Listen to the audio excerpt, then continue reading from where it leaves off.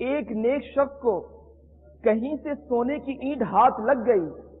وہ دولت کی محبت میں مست ہو کر رب اکبر جل مجدہ سے یکسر غافل ہو گیا۔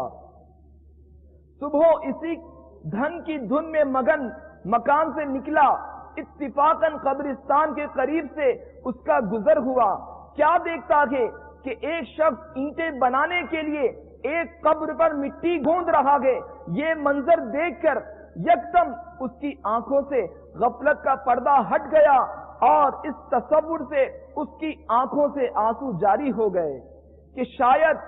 مرنے کے بعد میری قبر کی مٹی سے بھی لوگ اینٹیں بنائیں گے۔ آہ، میرے عالی شان مکانات اور عمدہ ملبوسات وغیرہ دھرے کے دھرے رہ جائیں گے، لہذا سونے کی اینٹ سے دل لگانا تو زندگی کو سراسر غفلت میں گوانا گے۔ ہاں، اگر دل لگانا ہی گے تو مجھے اپنے پیارے پیارے رب کریم سے لگانا چاہیے۔ چنانچہ اس نے سونے کی اینٹ کو ترک کیا اور زہد و قناعت اختیار کی۔ صرف اور صرف دنیا کے دھن کی فراوانی کی دھن میں مگن رہنے والوں، حصول مال کی خاطر دنیا کے مختلف ممالک میں بھٹکتے پھرنے والوں، مگر مسجد کی حاضری سے کترانے والوں، اپنے مکانات کے ڈیکوریشن پر پانی کی طرح پیسہ بہانے والوں، مگر راہ خدا میں خرچ کرنے سے جی چرانے والوں، اگر اللہ عز و جل ناراض ہو گیا